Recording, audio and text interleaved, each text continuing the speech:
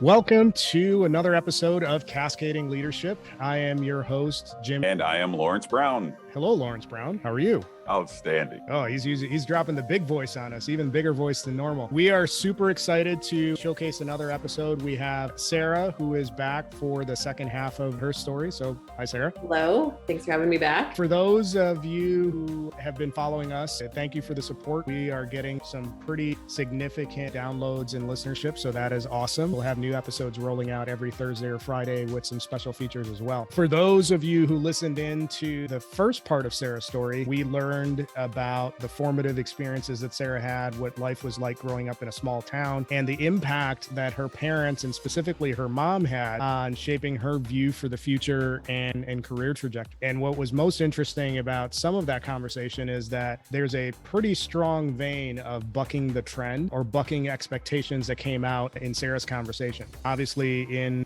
the town that she grew up in, the expectation was to some degree you either work in the factory or you become a teacher or some variation of those two paths. And Sarah wasn't down for that.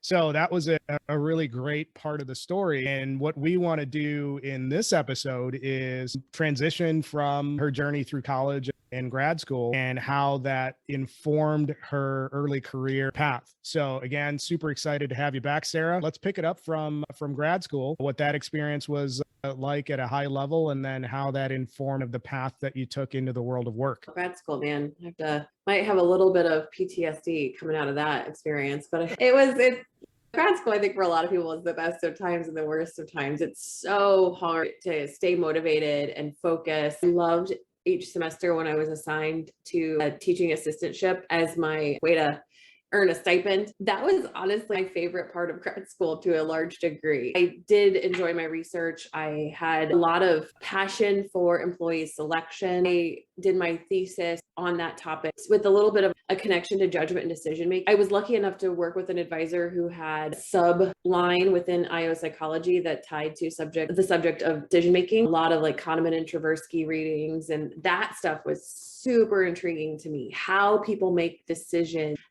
and what motivates them to go down one path or the next. So I did a thesis at combining employee selection and judgment and decision making. I think ultimately that work that I did in grad school got me the internship at the right time in the right place at Kellogg. After I had done my qualifying exam, my comps, and I had done that oral defense, and it was the typical time in grad school where somebody goes out and seeks out an intern. Of my cohort, I was the only one applied to Kellogg, and somehow I landed it. And it was just, I would say, one of the proudest moments I've had in getting selected for that Kellogg internship. It's got huge brand recognition. My family was just over the moon. Sarah's working for Tony the Tiger, for goodness sake. That never gets old. I actually, as part of my internship, raised my hand one day when they needed a last minute fill-in for somebody to wear the Tony suit and stand in the backdrop where every new employee that day gets to come and take their picture next to Tony. They had somebody like, I don't know, sick or whatever. And so I was like, I'll do it. Sure. And so then I kind of became a regular, and I just love bragging about my time at Kellogg. I think it's really the place where I got to, again,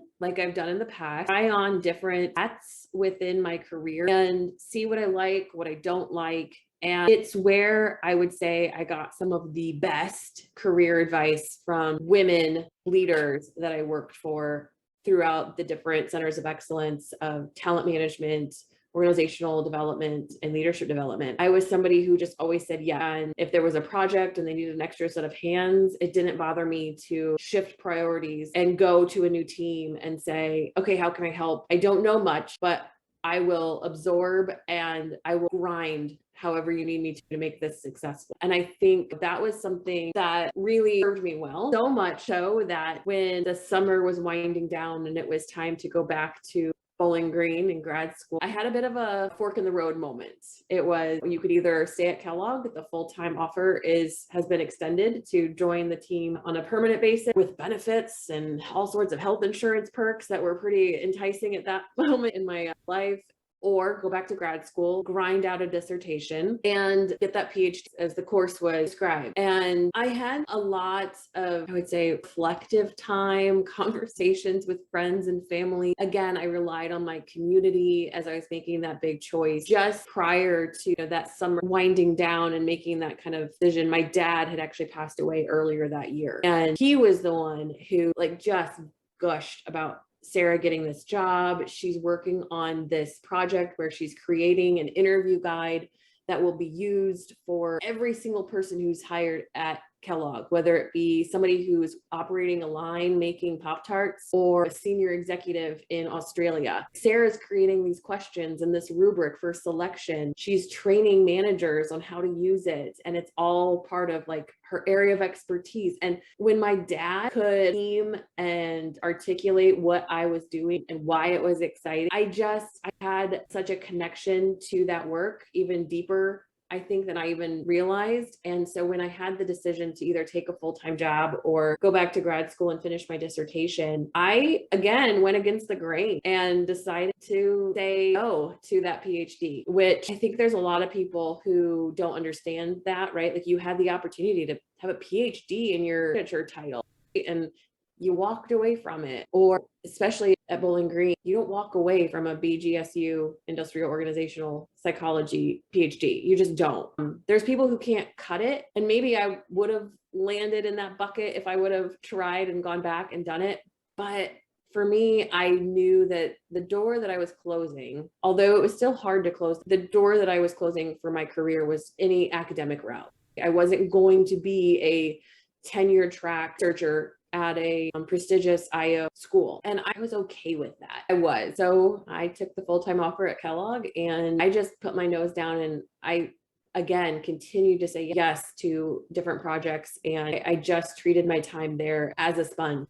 I just wanted to learn and experience and see what work looked like in all sorts of different areas. I volunteered for little things that would interact with or cross over into recruiting or what have you. And again, I think I realized that recruiting probably wasn't something that I loved. I wasn't going to be in a talent acquisition COE. Now, never say never, but I haven't done it yet. And it really did, I think, create that passion for me in that employee engagement, org design space, and how a company succeeds through people. That is a lot of table setting. When you were going through grad school, you mentioned that one of the tracks that really stood out to you was the judgment and decision-making track that you took on. And that's some great foreshadowing because you and I have talked about your journey. So that's going to come back into play a little bit later on. So I want to put a pin in that. But as you were talking through that entire grad school journey and the PhD track, what immediately stood out was the part where you're talking about your dad explaining what you did and beaming about that. That's the second time your dad came out hard on a path. In the last episode, when we were talking about you graduating high school, your dad came up and said, no, she's undecided. She's not going to go into teaching or whatever the major was. She's undecided on the major. And you get this internship at Kellogg. You're doing all of this great work. And side note, I could totally get into full out nerd conversation on the talent side because that's my wheelhouse too. But then the impact of your dad talking about your work and the influence there, that's another big instance of him showing up and kind of guiding you a particular direction. How much weight did your dad going that hard or having that sort of impact about the work that you did? How much did that have on your decision to buck the trend and not go the PhD route? I'm sure it had a pretty heavy weight, even if I wasn't doing a weighted pros and cons list at the time. The fact that, granted, if I had gone the PhD route and became a doctorate, my dad would have been over the moon to brag about the fact that I had a PhD. There were many of my peers growing up that never even considered going to college. And then here I could be a standout success story for him to brag about. And every kid seeks that kind of acknowledgement and wanting to make their parents proud. But then I had to weigh, and he wasn't there, right? To help me in that moment make the decision. But I just remember when I would come home on a weekend after a week of work at Kellogg, and he would legitimately want to know what I was working on and be very interested. And he just loved to tell friends and family about my work and where I was. And it weighed immensely on my decision. And it also, I think, the fact that I was going through such a loss at that time in my life. I also wanted to make a decision that was going to make me happy and not put more stress or emotional strain on me. And like I said at the very beginning, when you mentioned grad school, right? It's hard. And that last PhD stretch I could see it. I could see how hard it was going to be. I even tossed out some proposed dissertation topics and to get that kind of, that's not going to work because, or no, we can't go that path. It's not going to be a dissertation worthy topic, and that type of rejection, which is the process. It wasn't anything personal. It was how dissertations go. I think it was also one of the first times I made a decision that was focused on my own emotional and psychological well-being. I just didn't have the capacity to go back through and put myself through that at that time. And I kept getting positive reinforcement at work. I was doing a great job. People wanted me on their team. I was getting accolades and appreciation, where grad school is nothing but revise and resubmit over and over. And I really do. I think it was a combination of, I love telling people where I work, what I do. I know my parents are and would have been proud of either decision I would have made. But I think if I really think about why I made that decision, it was for my own well-being at that moment in time. And I also knew what I was closing the door to. I knew what option I was eliminating from my future career potentials. And I was okay with that. I was more than okay with that. I knew I wanted to go the corporate route. I knew I wanted to go the applied route. That's why I went into IO psychology in the first place. So I would have career options and I would have different avenues to take based on what I had tried, what I had more passion or engagement in. And so I used my time in grad school to constantly evaluate academia versus applied. And it wasn't until I got a taste of that applied in my internship that I knew that that's where I wanted to go. This has got to be the nerdiest conversation for people listening into, because you have three people in this room who have all advanced degrees. One of the purposes of this show is to establish common ground. And the three of us are all from very different backgrounds, but the calculation that we made in terms of how we're pursuing our education or our advancement are very similar. So when I went through the same process, I came at the conclusion of getting a terminal degree, mainly because I didn't feel that I got the value that I needed out of the master's programs that I worked through. And as I was evaluating the decision, one of the things that stood out to me is that most PhD programs or most terminal degree programs are designed in such a way to have you spend near a decade and only to have you wash out. So my criteria was, I'm going to get a terminal degree that gives my mom the opportunity to brag to all her friends that she's got a doctor in the family, because that's kind of important for Indians, except I'm not that kind of doctor. So my calculation was, it's got to be a concurrent program, because if I'm doing classwork and then working the next handful of years on the dissertation, I would never finish it out. And what's interesting is, Sarah, you mentioned that passion for application is what drove you that direction into Kellogg. Well, I was the same way. I didn't see the value of going the PhD route because it was all theoretical. So I went applied research, and I'm oversimplifying, but it's striking to me how common the decision-making process was in terms of the educational pursuit amongst all three of us in the room. One of the other things that you mentioned that was really interesting to me is that as you started getting into Kellogg, you approached it with a level of humility, meaning, hey, I want to get myself as much exposure as possible. I don't know a lot of stuff. I'm paraphrasing. So just let me get an opportunity. And I think for early career people who are looking at, okay, how do I navigate the world of work? Everybody knows how we are in our 20s and maybe sometimes even longer, where we think we know everything. But approaching the world of work with a sense of humility or a position of humility where you are just, to use your words, a sponge, that is going to take you a really long way. That's a really strong call out on your part too. We could have a whole nother hour on just nerds. So I'm actually currently in a PhD program, and it is Indiana Tech University, shout out. Woo-hoo. And my focus is on the impediments to leadership for women. And so one of the things that fascinates me is that this approach to, when we look at women in leadership, particularly in the corporate sector, because that's what my focus is, that you'll hear things like, women need to do more of this in order to get there, and women need to do more of that. What's fascinating to me is, like, when you look at the Fortune 500, for example, there are less than 60 women who are CEOs. So what's curious about me is that we're looking at it from the perspective of, oh, there's only 60 women and what women need to do. But my position is, I'm looking at it a little differently. My question is, why are there 440 men in the role? And looking at it from that standpoint, I'm hoping to unearth a number of different things to help inform the conversation. There are others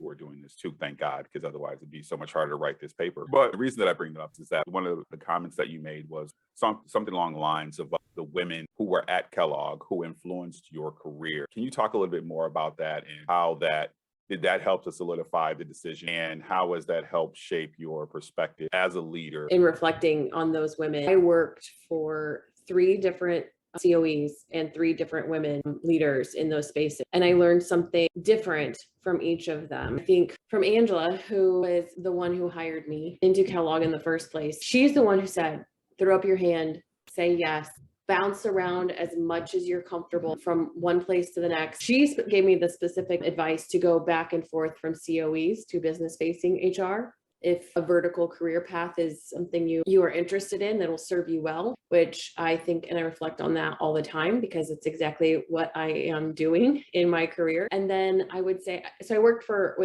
and with Angela the most, and then I hopped around from project to project with Stephanie and Shannon. And I think 2 women, Stephanie taught me what it looks like to be a leader who's very empathetic. We talk a lot, it's very buzz right now, an empathetic leader. Before that was ever a term that we used, she was that. She was incredibly supportive. She met me and anybody she was working with. She met you where you were. And I think that's something I've taken and held on to as an example of what the type of leader I want to be. And then I worked with Shannon for just a brief period of time when I was in that leadership development space. And she taught me what it was like to be an authentic leader. She brought her whole self to work. She had relocated for the role. She talked about her life, where she came from. She happened to be an alpaca farmer on the side. And it was just interesting because I think she was probably the first one that I worked for who I knew on a personal level. And up until that point in my career, I thought it was you came to work and you compartmentalized everything. Honestly, and I worked for Shannon after my dad had passed. And it wasn't until I was prepared to ask for time off to attend my dad's last few days in his funeral that I had told anybody at work what was going on with my dad. And he had been sick for a full year before, and we knew the day was coming, but no one at work knew it because I was always brought up that you don't bring your personal stuff and your baggage to work and vice versa. So Shannon showed me how to bring my whole person, your whole self to work. And I think from each of those women very early in my career, I still connect those lessons to each of them every day. And I try to be a little bit of each of them in my own style because I want to be me. But at times I can see and I know who is shaping me in certain situations. There was one of the leaders that you just mentioned you said that still guides your career to this day, the perspective. Can you talk a little bit about your take on being a specialist versus a generalist? What are the pluses and minuses of looking at your career in that way? Yeah, I don't think that there's pro or con for either path you take. And I think that there are folks who find a lane within either of those spaces. Either you become a deep specialist in a COE. Sometimes you cross over those COEs, but it is a special skill. And it is a different lifestyle almost when you're in a business facing HR position. You have to remind yourself continually that you are HR first because the business will swallow you up and make you one of them, right? Whatever group you support, whether it's finance or sales or operations, it doesn't matter. They will bring you in and you will start talking the talk and walking the walk really fast. And so I think that's one thing I learned in the 5 years or so just recently that I spent in that seat. I've got to be HR first. I am an expert in my field and I am here to play that role, but I have that expertise in HR because I've spent so much time in different COEs. I can bring that knowledge with me. I also have to remind myself, those are things that other leaders within those business line functions like operations, sales, or finance, they don't have that expertise. They shouldn't, right? They shouldn't focus there. So when it comes time to do a reorg or create a new operating model or go through a major change in the way we do things because of a shift in business strategies, how to bring people along. Some leaders get it and they get it really quickly, but it's really important for the HR, whether you be in the business facing seat or the center of excellence who's creating the tools and the strategies in each of those areas. It's so important that we earn our seat at the table and we are the expert at what we do. And I think there's no right or wrong path for anyone in their career you get to a leadership position, however you're going to get there. But for me, my personal career has benefited greatly because I've gone around the circle of different HR areas. And I think the next time I go back into a business facing seat, because I do see that as my next role after I have to leave my legacy in my current role before I'm ever going to be ready to leave. So I'm nowhere near ready for that because I know exactly what I want to do in the role that I'm in and what I want to accomplish, the legacy I want to leave. But I also know that there's a part of me that misses that HR business partner, that interactivity with leaders every single day in the business, sitting there being chief of staff. I miss that at times. And so I know that's probably what I'm going to be seeking out in the next few years. But the next time I want to go back and lead the HR business partners. I want to progress both laterally and vertically. And I'll know when the opportunity is right at the time that I'm ready to explore is how I approach it. There's such an amazing synergy. I don't know if like Jim and I are like projecting out what we want people to say, but I'm joking about that because in another episode that we recorded recently, that particular guest also brought up this piece about legacy. And at least when I think about it, that's a very important thing for me. I ask this question oftentimes of people that have worked with me on teams, is what would you like your legacy to be? Because it's such a guiding light, right? To keep you focused on what it is that you want to achieve. And so I hope that's a key takeaway that folks that are listening will be able to benefit from. One of the leaders that you worked for before this was a thing taught you the value of bringing your whole self to work and how that impacted you in terms of your overall leadership philosophy. Those of you listening who haven't connected with Sarah delayed her leadership journey for a little while, and she was very intentional about taking on the mantle of leadership. Talk us through that decision-making process. How do you actually put that into play from a day-to-day perspective with how you lead your teams and everything else that flows from that? What were the factors that caused you to delay your progression into leadership? So bringing my whole self to work, it's interesting. I think because I've delayed getting to this point, it's indicative of who I am. So I got married a little bit later than most of my friends. I had kids a little bit later than most of my friends. I've taken on leadership roles, maybe a little bit behind schedule as some people might have prescribed their own career, but it's interesting. So I decided to step into my first ever people leadership role at the same time as I have a 2-year-old and a 3-year-old. I took this role just a couple of months before I moved into a brand new house in which my mother moved in with us. So I say that all because I have a lot going on in my personal life. And I don't know that I could carry the weight of compartmentalizing that every single day. My kids get sick. My house has contractors doing certain projects every day. I feel like there's somebody coming in my door that I have to go pop up and let them in and show them where they need to be. I've got a husband who also works from home, who you'll see in the background walking around sometimes in my videos. If I didn't have the permission to be my whole self at work, I don't think I could be an effective leader right now.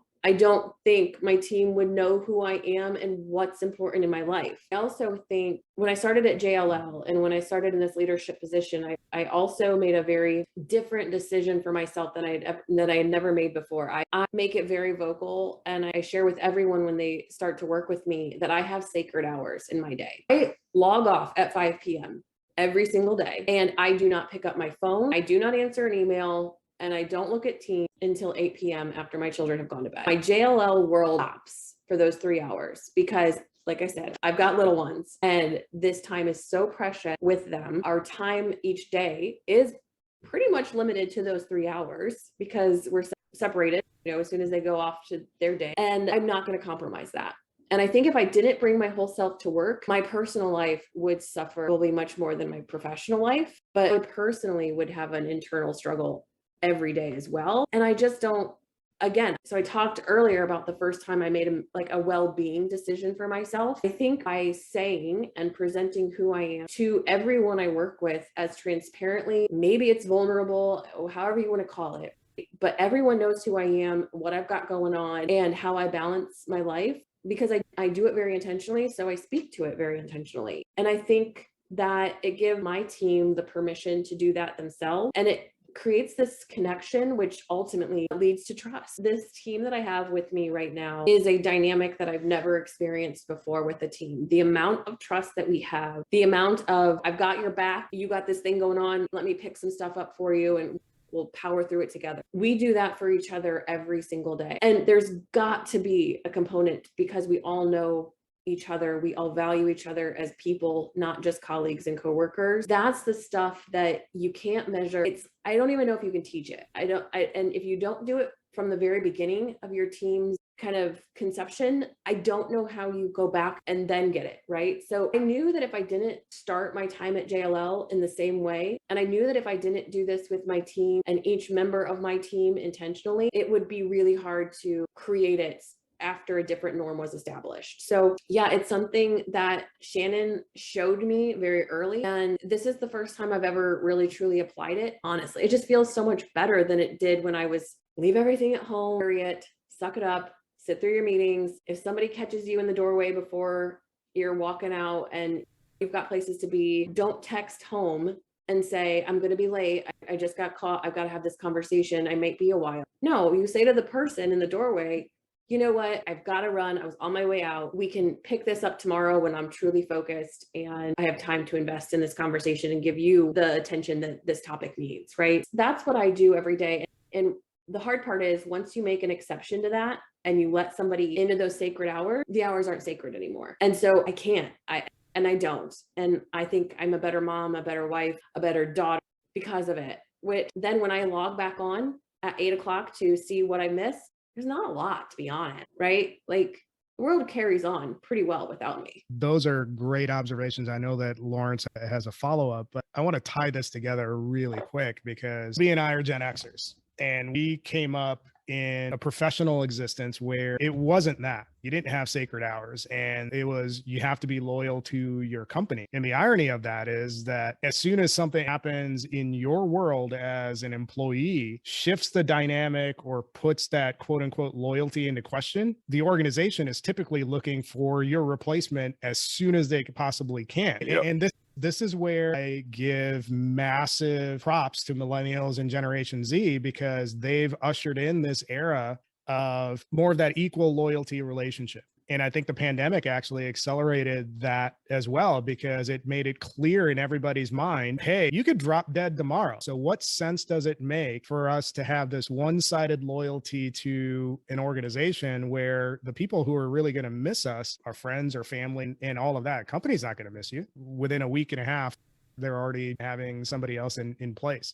So that's a great observation. I think it's a great equalizer when it comes to employee-employer relationships and having those boundaries. And more importantly, to your point, being clear about what those boundaries are. That's a fundamental aspect of leadership anyways, is clarity and expectation and setting up those guardrails. Yeah, Sarah, it's interesting because one of the things that I have learned, and I appreciate the sacred hours, because one of the things that I've learned is that a couple of shifts to Jim's point. I mean, he knows, he's worked with me, we've worked together, that we come from an environment of always on. And one of the things that I've learned from Niels and Gen Z is what he talked about and what you shared, which is these sacred hours. Now today, the way that I execute is that when I'm off and when I'm on.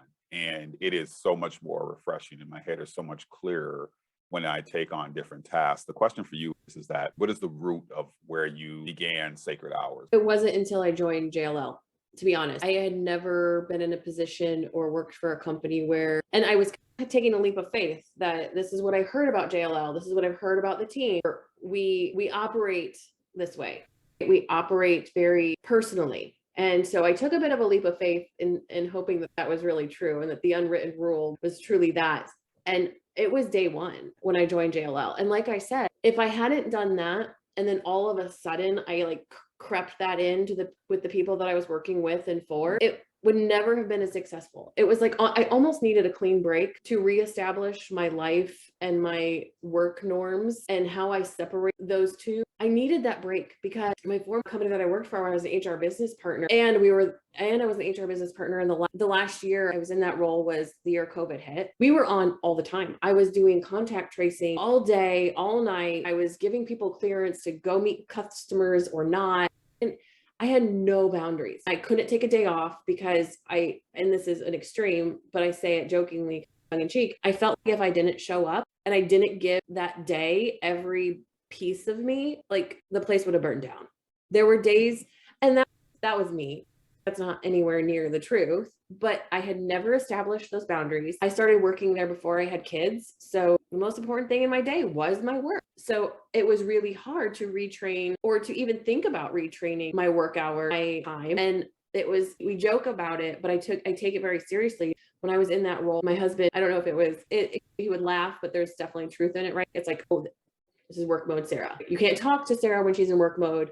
If she's checking emails on her phone or she decided to take a phone call from the other room, you better not go in because you're going to get like the wrath. And it's work mode Sarah. You don't interfere. And he would, again, it was a running joke that we had, but I didn't want that. I didn't like that was the joke that surrounded me when I picked up my phone to go take a conversation with work. Yeah, it was the look that again, that Catholic school principal look, like I can muster it up and people just know what I need them to do from me. And work mode Sarah was, get out, I'm busy. This is more important than you. And that was the indication that I was giving people in my personal life when I couldn't turn off. And I think another thing that lured me away from that, not only the role itself at JLL was appealing, but it wasn't HR business partner. I needed a break from that. I needed a breath of that pace. So I liked the idea that I was going back into a COE at a higher level than I had left COEs, which was always the purpose in my career. I'll go back and forth, but I want to climb as I go. And the experience that this role was going to give me is that direct lead team. I get to build a team. I get to develop other people. I get to walk the walk. I've been talking the talk of all of that stuff my entire career. And now I get to go do it myself and apply all of it. So it was the perfect time for me. I needed a break. It was elevated role. And it was a company that will always and forever be highly regarded on my resume, no matter what I do. If I look back, I've been incredibly lucky to work for some pretty impressive companies. And I think it was, again, Jim, you mentioned it, like that patience in me that this was the right time to make the leap and hit reset. I think an awesome byproduct, though, of that patience is that intentionality. And so the birth of intentionality comes in a number of different ways. Right. So you talked about the family being an element to that intention of creating the sacred hour. You talked about the career shift, right? So you talked about timing, right? So it was the right time. You talked about transparency because you wanted to come through the door working with teams. You said, I didn't want to start one way and then later on say, I'm going to be something different. And so when you think about all of those different elements, they all equal to that intentionality. And I think it's important for us to key in on that a lot of times as you're talking about this, I can see how you're, of course, thinking retrospectively, but those are all different elements that you put in place to come up with those sacred hours. It's such a powerful statement.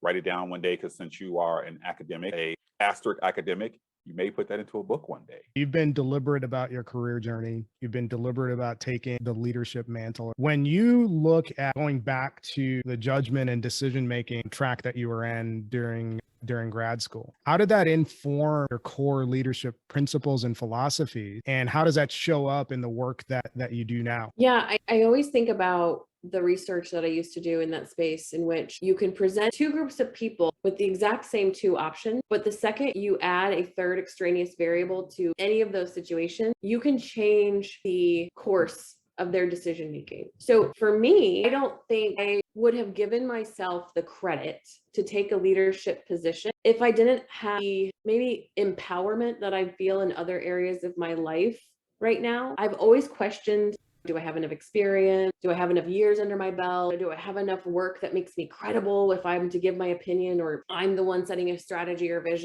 Do I have enough experience to make good decisions? I've always questioned myself, but it sounds maybe very cliche, but there's something about becoming a mother that makes you feel like you can do anything. And there's nothing too big that you can't overcome. There's no sickness that'll keep you down. And so I do think that experience of becoming a mom, and 2 times over, I think it's something that actually boosted my confidence to say, you know what? I've never been a mom before, but man, I figured it out and I'm pretty darn good at it. So I've never been a people leader, but I've been talking about people leadership for a really long time. And I can influence the highest level of an executive, and they don't even realize what I'm doing. Like, it might sound terrible. I'm not like a master manipulator, but I know how to influence, and I know how to lead through authenticity. And I really do think that extraneous variable for me, because it's not that I had never been maybe provided the opportunity to consider a people leadership position before, But man, that variable of becoming a mother really did give me the confidence that this is the time to say yes. And don't doubt yourself. You will figure it out. You'll also make mistakes. But guess what? The kid will still be happy and healthy at the end of the day. And guess what? You're never going to do something detrimental that you'll change the course of the company you work for in a single day. So learn from it, move on, and be better. And just as I do in different areas of my life, that's something that I have to give myself the permission to say. You've never done it before, but that doesn't mean you're not going to be great at it. When you look at your career journey, what are the key pieces that you would offer to emerging professionals? What are those couple of nuggets? Yeah, it's interesting because I'm actually maybe unofficially playing a bit of a role of a mentor for a friend of mine that I worked for at my former company. And she's really questioning what her next step is in her career. She's incredibly intelligent. She can solve any problem with data like I've never seen before. She's an incredible analyst. And I think the thing that she has that I wish I had at that point in my career was she has the confidence.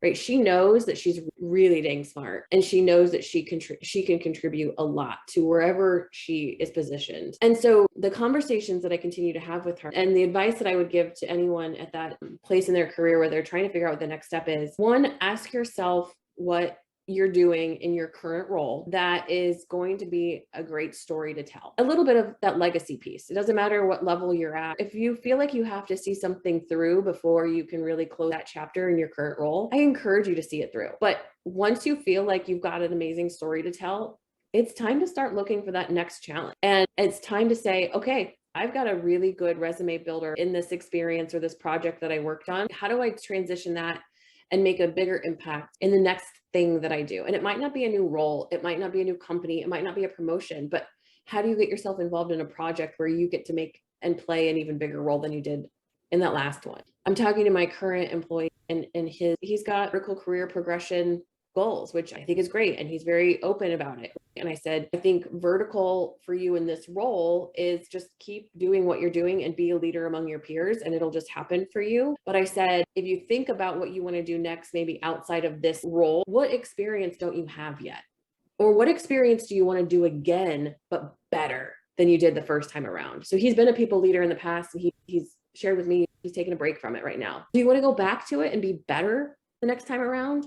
Do you want to go back to it and do it at a higher level than the last time? So what are you doing right now that's going to be your story to tell, your legacy? Where do you want to go? But don't go there because you're chasing a title or a dollar amount. Go there because it's going to give you an experience that you've never had before. Go there because it's going to give you an experience that you can do better than the time you did before. But then also, we came to this discussion just last week with him where I said, but if you need a break from climbing or progressing, do something you're incredibly passionate about. Maybe step away from that motion path and take some time to reevaluate what you want in your career while you do something that you just absolutely love every single day. And it's, and for him, it's facilitation. He loves to facilitate. He's a master at it. So if he needs to go back into that to go fill that bucket at some point in his career, go do that.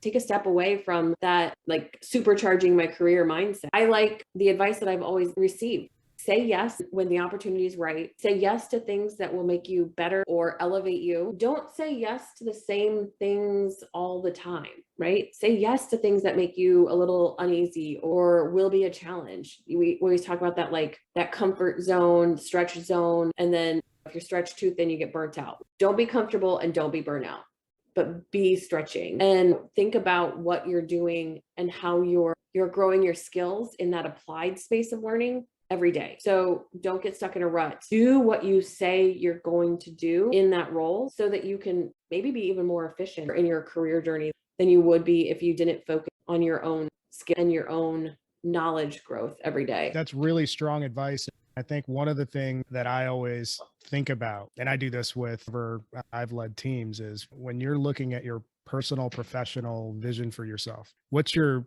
big, ugly, hairy goal? Like the biggest thing that you want to accomplish in your life. And I even go to the extent of when you die, if you're looking at your professional journey as part of your eulogy, what will it say? And then evaluate each step in your progression forward from that end game contact. What am I missing that's going to help me get this big thing? And then those are the areas that you go towards. But I think the other part, and I'm surprised that you didn't mention it, Sarah, is the big theme of your story is patience and deliberation. And I think there's a lot of people out there in the world of work who are coming up through the ranks who are defining their career journey based off of other people's impression of where they should be and how fast they should get there. I think the biggest lesson that I take away from our conversation is you're the CEO of your own career and you have the right to define what those boundaries are, what that pace looks like, and what's right for you. So don't feel the pressure of other people dictating to you where you should be. I think that's the biggest lesson that, and this is strange for me saying it because I'm one of the most impatient people that are around. That's one of the biggest takeaways from the conversation that I've gotten with you. Yeah, I think that is something that it served me well, is my patience, both personally and professionally.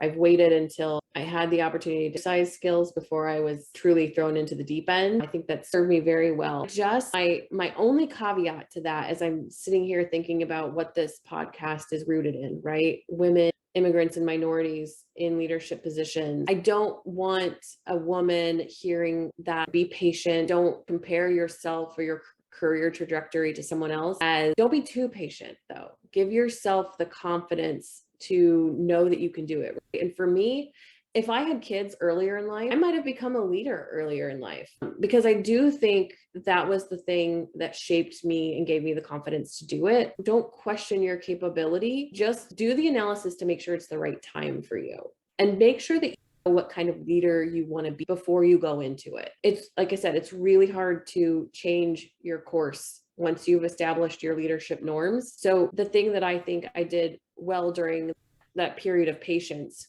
was I knew what kind of leader I wanted to be, what kind of leader I didn't want to be. And I wasn't going to put myself in that position unless I felt like I was at a company and within a team where I could be that leader. And it, like I said, it served me very, very well. But I don't want someone to hear, oh, Sarah was patient and Sarah took her time and she did a lot of lateral moves before she went vertical. Maybe I should do that. You should do what is right for your career.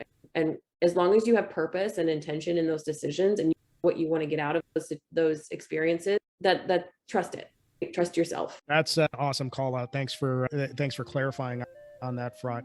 So this has been a really fun conversation. I want to thank you again for joining us on the show, Sarah. I wouldn't be surprised if we get more micro in some areas down the road and have you back, but I really appreciate the conversation. I'm super excited to put this out. For those that are listening, this episode will be out soon, and make sure you follow us on LinkedIn, on Facebook. You can find us on all of your favorite podcast platforms. Sure, you give us reviews or ratings and give us feedback on how this goes. We certainly hope that the advice and experience that Sarah has shared with us is going to serve you well as you chart your own leadership journey. The one big thing that I get out of the conversation that we had with Sarah is tie that big vision of yours to the steps necessary to go ahead and achieve that vision and be clear about what you want and be intentional about what you want. And that's going to serve you well more often than not. So Sarah, thanks for hopping on. This was a great conversation. And with that, we are signing off.